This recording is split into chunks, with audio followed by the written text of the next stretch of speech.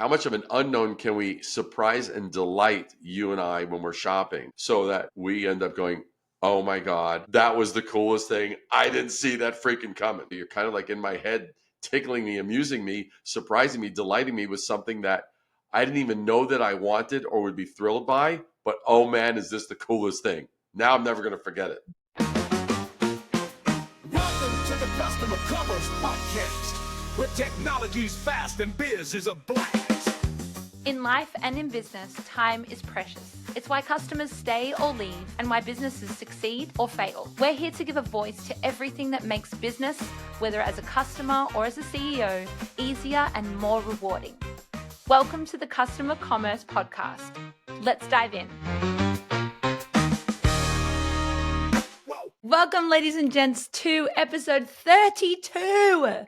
3-2, or I don't know if that looks backwards to you if you're watching this. I'm here with branding extraordinaire David Breyer and myself, Jess Fairley. Michael is on a top secret mission for just basically liberating business owners, entrepreneurs, and founders worldwide. And so in his absence, we are holding the fort to have a remarkable, mind-boggling, and just mentally just invigorating conversation. David, why am I here? Why don't you just do the intros? Because I don't have your accent. I can't even sound as cool as you. I mean, I'll take that.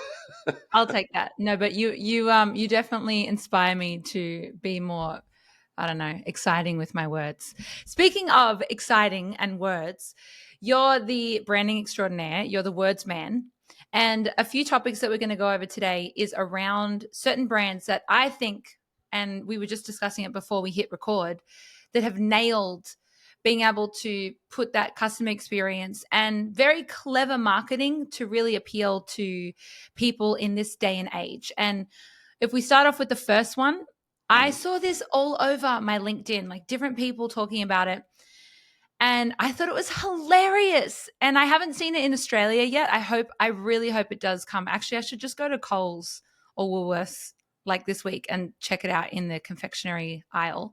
But it's Cadbury chocolates, new packaging. I might actually put some screenshots in this episode so that you can see if you're watching it. So Cadbury have released a new campaign which introduces the dairy chocolate bars. So your standard chocolate bars, they're quite chunky, like they're quite big in size, and celebrates everyday acts of generosity. So the packaging, when you see it, it's divided to reflect the contributions shared in activities such as cooking or car rides. For example, one of them is segmented into portions where it's labeled who cooked 50%.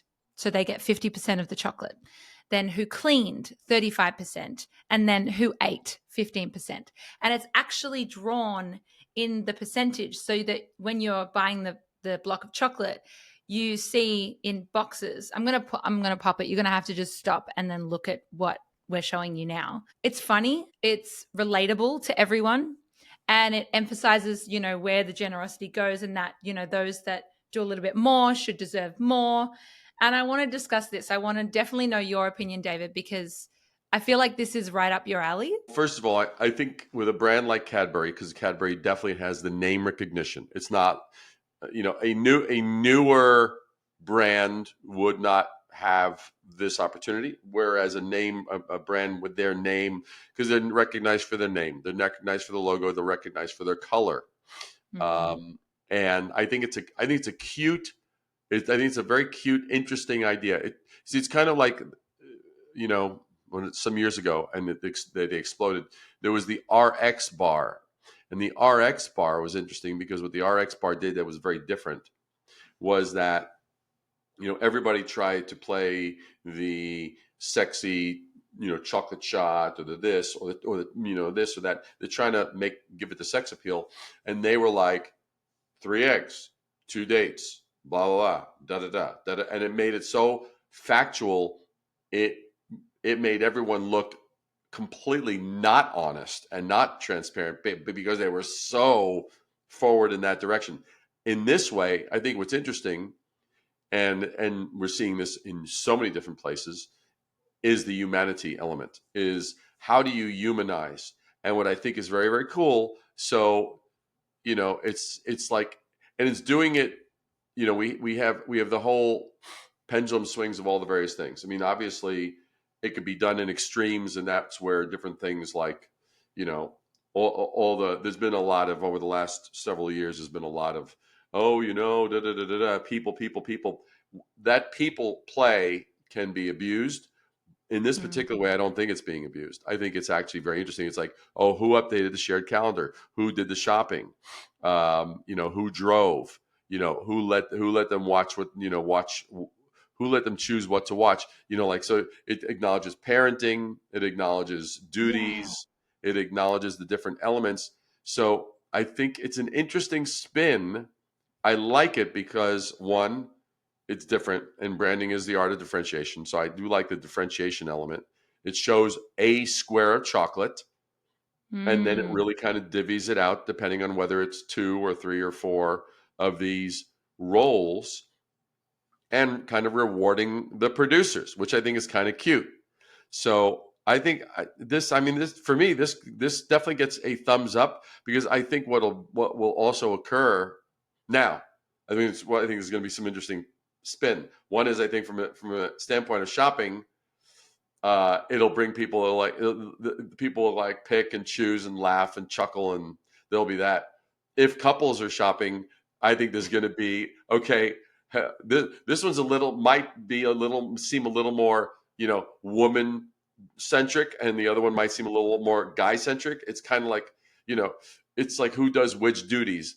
It'll be interesting to see if that impacts, because what I can't tell, it looks like, okay, there's that bar, and maybe that one bar might have 2 or 6 or 10 different labels, and it'll be interesting to see which ones actually move the product. So I think it provides Yeah.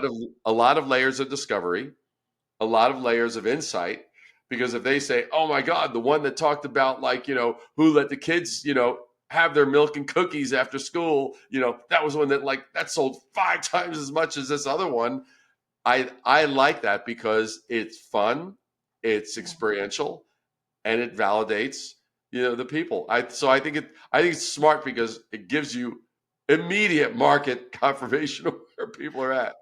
Yeah, and like even groups, like you've got the ones for friends, you've got the ones for work colleagues, you've got ones for couples, ones for families. I also think Cadbury, for me, nails it when there's an ad campaign. And I haven't seen like a TV advertisement in a while, because who watches TV right now these Right, days? right. But I don't know if you remember the one with the gorilla and I do. Phil Collins. I mean, that Yeah, there was that one. There was the eyebrow one where they did, the two students did the dance, and I'm trying to do it because I have really thick eyebrows, but I can't actually do it. And it would go with the music, and the eyebrows would go, yeah, like that. He's doing the thing, the eyebrow dance, and it was a piece of art, and it was so random, and it had nothing to do with the chocolate, but yeah, in terms of brand recognition, I was like, cool, this is a Cadbury ad, because of the purple. They would always have the purple backdrop, and yeah, it was really nicely filmed, and I was like, great, I know I'm going to be entertained. yeah. Yeah, I mean, they used to. There was a period of time where I think it was Budweiser with the horses. That was like a big like every Super Bowl every year. The Clydesdales, those horses would just be part of the whole thing, and it went on for, I don't know, decade, 10 years, 20 years, and they were known for that. They haven't done that in quite some time. But yeah, Mm. I mean, it's if a brand has a voice, that and I talked about that a couple of days ago. It's like I think that there's a very, very unhealthy mentality of being trying to appease everyone and everything, to the point where you're more concerned about who you're going to offend than actually who you're going to connect to, which I think is an incredibly unhealthy. It's like, if your state of mind as a brand is, we must be careful, you're already on thin ice. You might as well either say, let's go out boldly, and just, be, we may alienate some people, with all of that said, I would say that there's, you're either going to have people who love you or you're going to have people who hate you. Those are both fine. The one that you want to watch out for is indifference. The worst thing to happen is you come out with a brand and everyone's like, oh, you guys did something? What? Right? Indifference is the worst. So love, hate, great. You're getting emotions. You're connecting, and you're sparking conversation. You're sparking interaction. Good. So I feel like this is like a metaphor for life as well. Like this could be a therapy session if you just change the viewpoint of business to like your personal life as well. yeah, that's right. Yeah. Love it. Well, on to the next topic. It's kind of similar thing in terms of experience and pushing the boundaries. Yeah. And this has been out, this is around Jellycat plushie dolls, which plushies are freaking everywhere. I don't know if it started with Jellycat, but now you go to Kmart or Target and you go to the toy section and they're just everywhere. And they are bloody cute and they're bloody soft. Yep. And they do the job, but I think it's something's happened in the last 5 years that I've observed where adults are now like openly going, I love plushies and these soft toys and I want to collect them. And I think before, at least, a decade ago, it was a bit like, you're an adult. Why do you have soft toys? Why do you have a collection of, it was a little bit considered judgmental, like, or a bit nerdy. And now, whether it's the anime, everyone, we're all just kids. Regardless of our age, we're all just kids, like, liking these colorful, squishy Comic-Con and all these things for adults are getting bigger and bigger and trendier.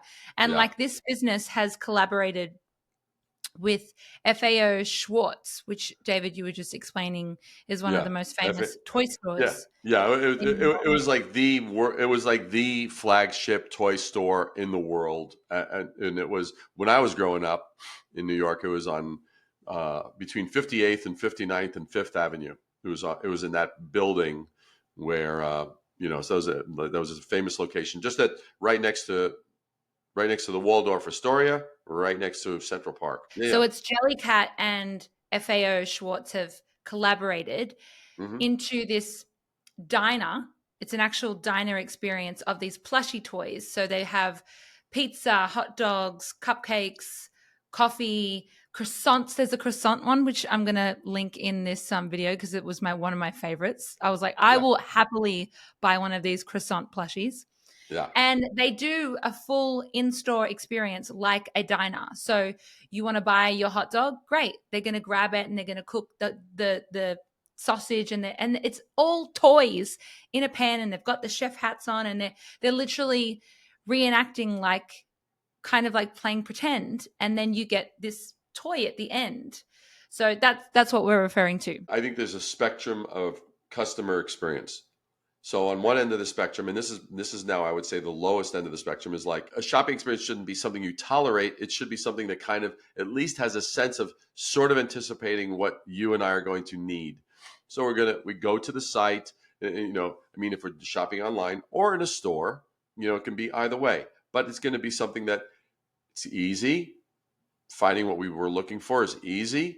Finding information about it is easy. And so all of those, there's no real big speed bumps that kind of get in our way. Now, that's the low end of the spectrum. Now it's like, okay, how much more can we add to that not only anticipates what you want, but actually injects the element of fun, injects like, oh my God. And there's something I call, there's this sort of element of surprise. Because there's the knowns and there's the unknowns. The knowns are kind of like, okay, product's going to be there. That's a known. You would figure, okay, I saw it advertised. I'm interested in seeing it. I'd like it in my size. It's there. That's a known. Now, how much of an unknown can we surprise and delight you and I when we're shopping so that we end up going, oh my God, that was the coolest thing. I didn't see that freaking coming, right? That's where it gets really exciting, because you're kind of like in my head, tickling me, amusing me, surprising me, delighting me with something that I didn't even know that I wanted or would be thrilled by, but oh man, is this the coolest thing? Now I'm never going to forget it.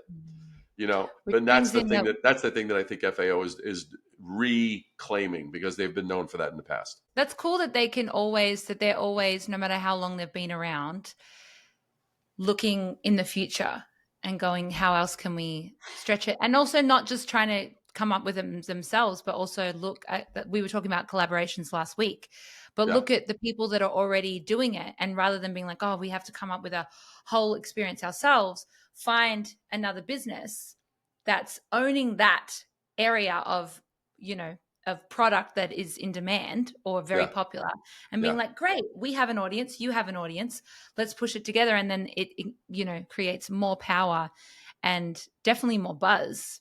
yeah, yeah.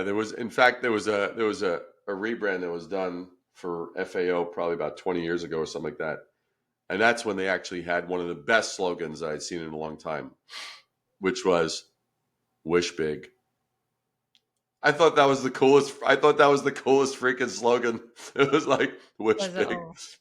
because that's the place that you would do like. Oh, I wish that I could get, because it'd be like, a holiday would be happening, or this and the other, and it's like, well, you're wishing for XYZ, or you're wishing maybe during your birthday you get this, but the "Wish Big" it was just like two words, wonderful Yeah. concept, Whatever it is, wish it big. I wish love big, that. Well, like, funnily, I mean, these in-store experiences, they are so colorful. They're so where it's very stimulating. Is it the right word? Not overstimulating, but it's there's a lot more in-store yeah, yeah. retailers that are really investing in that. Holy moly, because I guess that's what the consumer needs. They need to be wowed more than they had to be wowed 20 years ago. It didn't take Yeah, that long. For but example, yeah. but No, you but go. one thing I just want to interject is, a lot of the folk, I don't want any of the people listening to this to think, oh, this is great for B2C. If you think that, you are missing the point. It's like at every echelon, whether it's B2B play, a B2C play, B2B play, service, product, whatever. It's like, how much can you elevate that wow factor? It is, to me, it's a wow factor. Now we're talking about it into context of fun because of the particular products we've been talking about, but it all falls under that umbrella of the wow factor. Can you show me how this will look in my home? Can you show me how this will work in my office? Can you show me how this will streamline this and that the other? Can you just add in the imagination factor, so that way it wows me Mhm. with what life will be like with this. Which I guess is where surveys for specifically for B2B, because it's not as, consumer base is kind of like you have the thing in front of you and it's like, oh, it's awesome. And I want that because I benefit from that because it makes me look really good. Whereas businesses have to think a bit more strategically, like how is this going to make us more money? How is this going to save us more time? It's a little bit not as sexy as the B2C, but But here, I think, yeah, I'm going to challenge you on that. great. But here's the thing: people have lives, and I think that this is oftentimes missed in the B2B space. You go, okay, yeah, but we're selling a thing that has the functionality to do X, Y, Z for our company. Good. Does that give you, CEO, or you, the staff, maybe more time that you could take over lunch? Can you actually leave when you want to and not have to work long, arduous hours? Or can it actually result in, oh, wow, I can actually spend 5 more minutes and really enjoy, this double shot, this double shot macchiato or whatever like that. So, I mean, there's the ripple effect of what happens. I mean, I was talking about this even with a company that I'm going to be helping with some of their branding, and it was like, and they're looking at who they sell their product to. I said, yeah, but but your clients, customers are actually, this is the experience they're going to have. If we keep those customers, those end users happy, then your clients are happy. So it's just, don't be so micro that you lose the domino effect of what your product or service, the impact it will have on in many areas of your clients' lives. Touche. It makes it go from touche to fourche, and maybe even eight-shay. I mean, it keeps multiplying just by us speaking about it. I feel like there's a slogan somewhere there, like take your clients from touche to eight-shay. Yeah. I love that. All right, David Breyer. Well, that's a wrap up of our little, I think, you and I, it's an espresso potty nugget, as Yep. you never like me saying. We're going to wrap it up and we'll be back for another week. Next week, we have a guest. Then we'll see you in 2 weeks, probably, David. Perfect.